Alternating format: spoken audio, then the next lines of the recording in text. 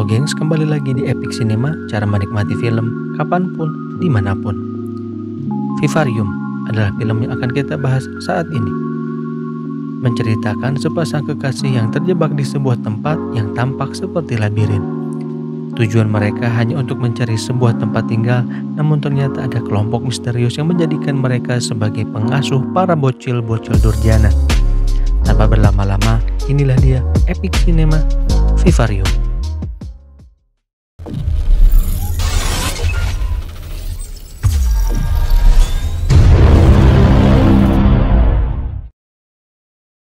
Gemma, seorang guru TK yang sedang menjelaskan cara bertahan hidup seekor burung kuko atau biasa kita kenal dengan sebutan burung kedasi. Dan sebagai informasi saja, burung kedasi ini memiliki cara bertahan hidup yang unik dan juga licik. Bayi burung ini adalah korban dari kelicikan cara bertahan hidup burung kedasi. Tak berselang lama, Tom, kekasih Gemma yang berprofesi sebagai tukang kebun, akhirnya pun datang dan menguburkan anak burung itu.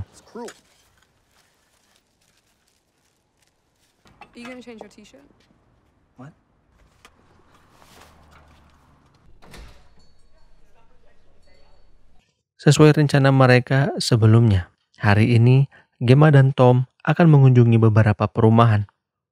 Untuk rumah tinggal mereka dan pilihan mereka jatuh kepada sebuah komplek perumahan bernama Yonder. Tempat tinggal rumah asri, rapi, dan bersih. Mereka didampingi oleh Martin, agen penjualan rumah Yonder.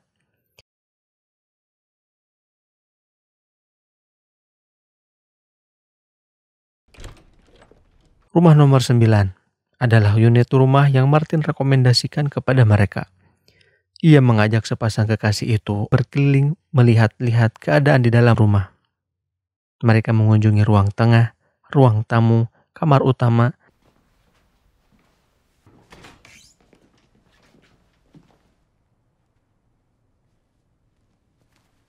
hingga akhirnya halaman belakang rumah.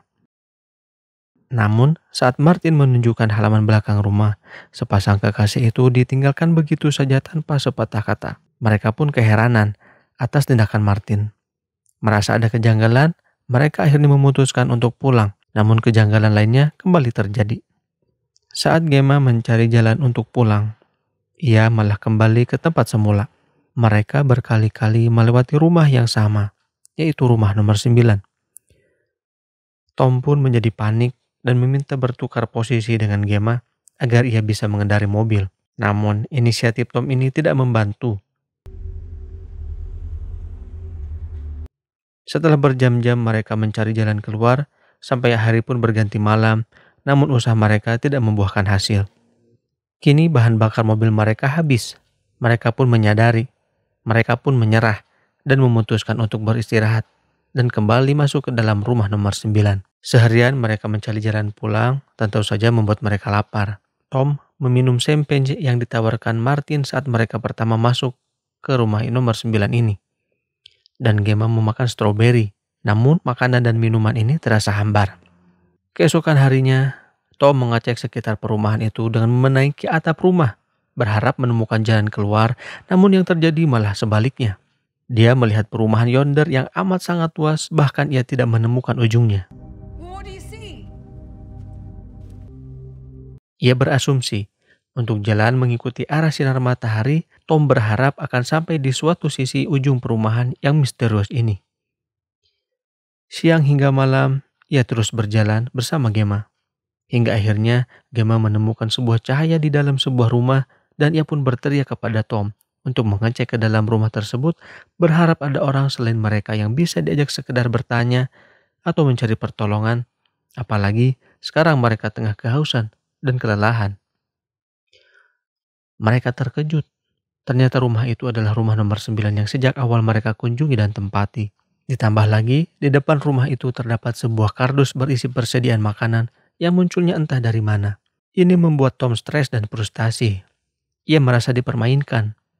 Tom mengeluarkan semua isi kardus dan memutuskan untuk membakar rumah tersebut dengan tujuan mendapatkan pertolongan dari orang-orang yang melihat kepulan asap.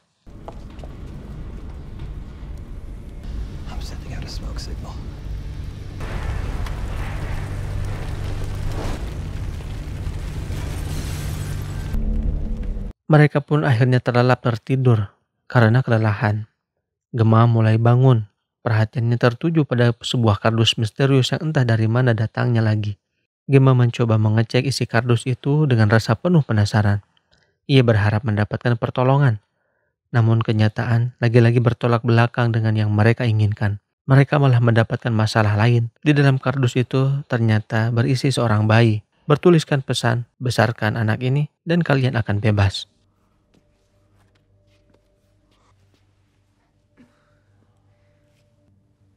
It's a boy.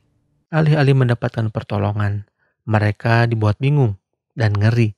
Melihat rumah yang terbakar api semalaman kini malah kembali utuh seperti semula.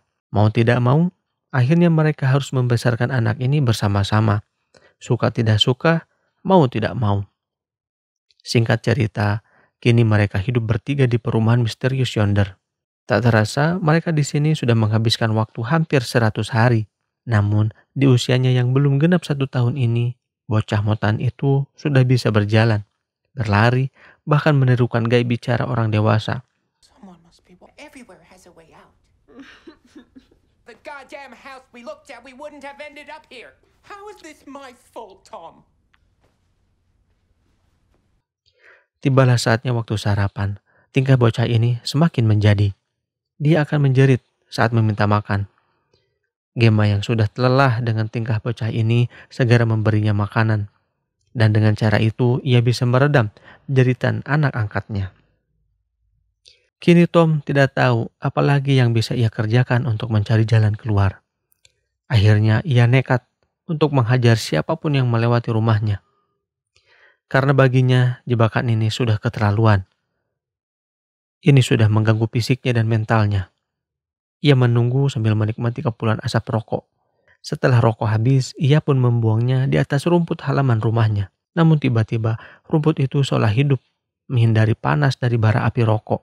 Tom penasaran. Ia berusaha menggali tanah itu sedalam mungkin.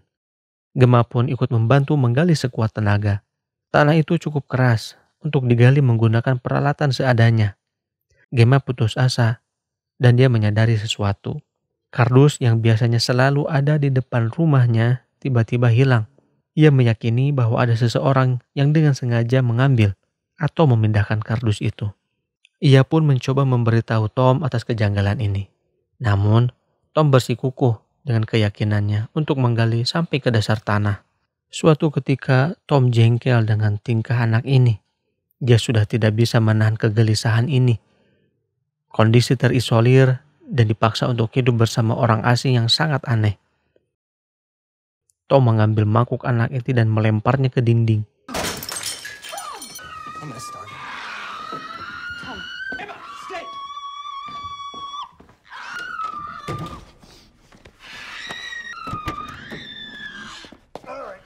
Dia mengurung anak itu di dalam mobil. Tom bermaksud untuk memancing makhluk aneh lainnya supaya muncul. Namun, Gemma yang memiliki naluri keibuan tidak tega melihat anaknya yang ia besarkan dilakukan dengan buruk oleh Tom. Ia berseteru dengan Tom, walau pada akhirnya Gemma berhasil membebaskan anak itu kembali.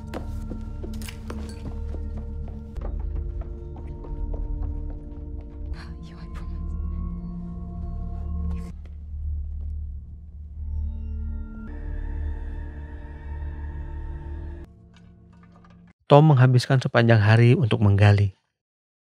Dan Gemma mulai fokus menjalani hari-harinya membesarkan anak itu. Ia berusaha membuka diri dengan bocah aneh itu.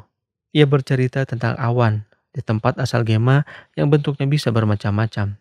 Tidak seperti awan di langit yonder yang bentuknya sangat memuakkan bagi dirinya. Suatu ketika, Gemma mendapati anak itu memegang sebuah buku. Ia pun mulai membuka isi buku itu walaupun ternyata tulisan dan gambar-gambar yang ada di dalamnya tidak bisa dimengerti oleh Gemma. Ia penasaran dari mana bocah itu bisa mendapatkan bukunya.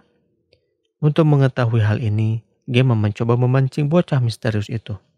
Ia sangat paham jika anak angkatnya ini memiliki hobi menirukan tingkah laku orang lain. Ia penasaran apakah ini pernah bertemu dengan orang lain selain dirinya dan Tom. Pertama, Gemma mencoba menyuruh si bocil ini untuk menirukan gaya bicaranya. Selanjutnya, bocil itu disuruh untuk menirukan gaya bicara Tom. dan ia pun menurutinya. Gemma, stay! Woof, woof, woof. Dan terakhir, ia menyuruh bocah mutan ini untuk menirukan gaya orang misterius yang memberinya buku.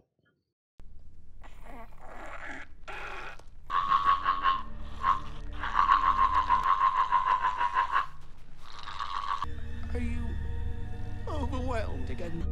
I want... Seketika, Gemma pun menangis sejadi-jadinya dan memohon untuk dibebaskan. Waktu terus bergulir. Tidak ada yang berubah pada Gemma dan Tom yang terus-menerus menggali, kecuali anak mutan itu yang kini sudah beranjak dewasa. Yang sekilas, kini usia anak itu tampak sebaya dengan Gemma, ibu angkatnya. Kini Gemma diperlakukan layaknya seorang pembantu. Tom pun kini mulai mengisolasi diri, menghindari makhluk mutan ini. Usaha menggali yang terus ia lakukan tanpa mengenal lelah berakibat buruk pada fisiknya, juga pada kesehatannya. Kini tubuh Tom tampak kurus dan lemas sampai-sampai untuk membersihkan diri pun ia harus dibantu oleh Gemma. You like playing this game, don't you? Dengan sisa tenaganya, Tom terus menggali tanah di halaman rumahnya. Galian itu sekarang terlihat seperti sumur kering. Berhari-hari ia menggali. Akhirnya ia menemukan sesuatu yang tampaknya aneh dan berbentuk plastik. Saat ia menariknya, ternyata itu adalah sebuah kantung mayat. Sontak saja Tom pun dibuat kaget. Dan seketika ia pun terpukul. Usahanya yang ia lakukan berbulan-bulan ternyata berujung pada penemuan sebuah mayat. Tom sudah sampai di ujung batas kekuatannya. Ia tampak mulai melemah. Ia merebahkan diri di tepi jalan sampai akhirnya ia ditemukan oleh Gemma dengan terkulai lemas. Gemma ingin membawa Tom ke dalam rumah untuk menghangatkan badan dan memberikan Tom minum. Tapi rumahnya kini dikunci oleh si bocah mutan, hingga ia tidak bisa menolong Tom. Ia mencari cara lain untuk menghangatkan tubuh Tom hingga akhirnya mereka tertidur di dalam mobil. Pagi pun tiba, kondisi Tom semakin memburuk. Gemma mencoba kembali menggedor pintu. Kali ini ia menggedor lebih kencang daripada sebelumnya. Ia memohon si anak mutan untuk segera menolong Tom. Namun dia hanya berlalu begitu saja seraya berkata kepada Gemma, mungkin inilah saat yang tepat untuk Tom dibebaskan. Gemma pun heran dan kecewa dengan tingkah anak angkatnya. Namun pada akhirnya Tom sudah tidak memiliki kekuatan lagi untuk bangkit. Dia sudah terlalu lelah untuk berjuang. Dia sudah tidak memiliki harapan lagi. Dan ia pun meninggal dalam pangkuan Gemma. Gemma pun kembali bersedih, harus kehilangan satu-satunya teman yang masih waras dalam hidupnya. Setelah Tom tewas, anak mutan itu barulah mau menghampiri Gemma. Dengan kardus yang ia bawa, Gemma pun penasaran dengan isinya. Dan saat kardus itu dibuka, ternyata kardus itu berisi kantong mayat.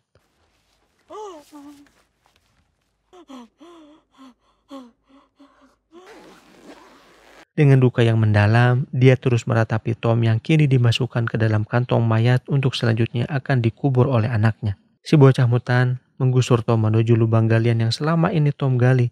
Dengan harapan menemukan jalan keluar, kini lubang galian itu menjadi tempat peristirahatan terakhirnya. Keesokan harinya, Gemma terbangun dari tidurnya. Rupanya sekarang dia sudah tidak lagi di rumah nomor 9 lagi. Ia melihat si bocah mutan keluar dari rumah. Sepertinya dia akan menuju suatu tempat atau mungkin bertemu dengan seseorang. Gemma berusaha mengikutinya dari belakang. Mengendap-endap dengan alat berat yang ada di tangannya, ia siap untuk menghujamkan linggis itu di kepala makhluk mutan. Saat si mutan lengah dan Gemma berhasil memukulnya, makhluk itu pun panik dan dia melarikan diri ke dalam sebuah trotoar. Gemma tampak kaget.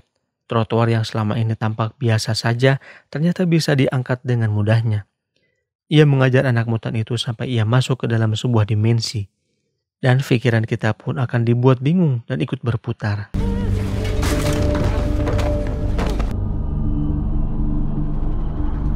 Di sana ia bertemu dengan seorang anak kecil. Anak itu sepertinya memiliki kebiasaan menonton yang sama dengan anak angkatnya. Gemma pun terus menyusuri rumah itu menuju sebuah ruang makan. Ia bertemu dengan orang asing yang sedang menangis. Sesaat ia langsung teringat akan dirinya yang pernah berada di posisi orang itu. Tentu saja ia merasa heran. Ia bisa bertemu dengan orang lain selain Tom setelah sekian lama. Namun lantai rumah itu malah menghisap dirinya sampai akhirnya ia pun ikut tenggelam.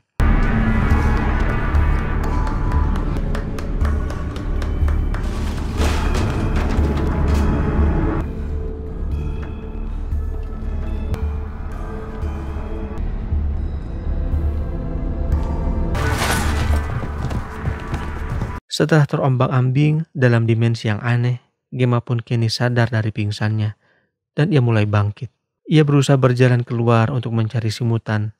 Namun yang terjadi, ia malah kembali ke tempat dia semula terkurung di perumahan yonder. Ia terjebak di rumah nomor 9. Gemma pun akhirnya tumbang. Ia ambruk, lemas tidak berdaya. Sepertinya dia sudah mulai lelah dan hampir sekarat dan matanya pun terpejam. Saat membuka mata, si anak durjana ini ternyata sedang membungkus Gemma dengan kantong mayat. Sepertinya ia tahu bahwa Gemma tidak akan lama lagi akan meninggal. Dan untuk terakhir kalinya ia mengucapkan pada mutan itu bahwa dia bukanlah ibunya. Tak berselang lama, kantong mayat itu dibawa si mutan menuju lubang galian Tom. Dia mengubur Gemma di tempat yang sama dengan Tom. Baginya kini kedua orang tua angkatnya telah terbebas dan sudah tiba saatnya untuk dia pergi.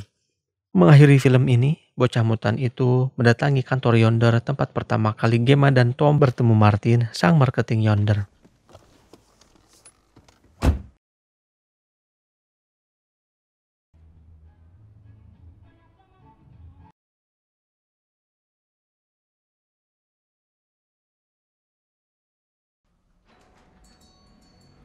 Tampaknya si Martin ini sedang sekarat dan hampir mati. Ia menyerahkan name tag-nya kepada si bocah mutan ini. Rupanya ini adalah sebuah prosesi serah terima jabatan untuk menjadi seorang Martin. Martin senior kini telah mati. Dia dimasukkan ke dalam kantong mayat persis seperti Tom dan Gemma.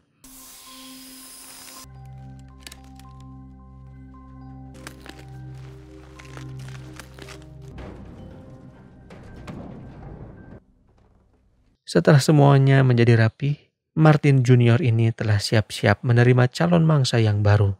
Film pun tamat. Akhir yang sangat absurd. Di awal film, sebetulnya kita telah dijelaskan plot singkat secara keseluruhan dari film ini, yaitu tentang gaya bertahan hidup burung kuko atau burung kedasi. Sebagai info saja, induk burung kedasi yang akan bertelur akan mencari sarang burung lain yang sudah berisi telur. Terkadang ia juga membuang telur di sarang yang ia tempati sehingga induk burung lain tidak menaruh curiga. Ia menitipkan telurnya untuk dierami oleh burung lain. Setelah telurnya menetas, anak burung kedasi juga terbilang rakus. Ia akan melahap semua buruan yang dibawakan kepadanya. Karena induk burung hanya berfokus memberi makan pada bayi kedasi, sehingga burung ini bisa tumbuh dalam waktu yang cukup singkat. Dan setelah anak burung kedasi ini mandiri, maka ia akan pergi meninggalkan induk asuh dan sarangnya. Film garapan Lorcan Finnegan yang diambil dari cerita karya Gareth Shanley yang dibintangi langsung oleh Jesse Eisenberg ini cukup mengguncangkan mental dan membuat bulu kuduk merinding. Namun pesan yang kami tangkap, ini teguran yang cukup keras bagi diri kita sendiri terutama bagi para orang tua. Walaupun di film ini diceritakan anak itu seorang monster, namun kita bisa berkaca untuk membesarkan seorang anak manusia tentulah butuh perhatian, kasih sayang, juga kelembutan. Juga pentingnya pengetahuan tentang parenting yang cukup agar si anak bisa mencontoh figur yang baik dari orang tuanya. Jangan lupa klik. Saya Sano, salam.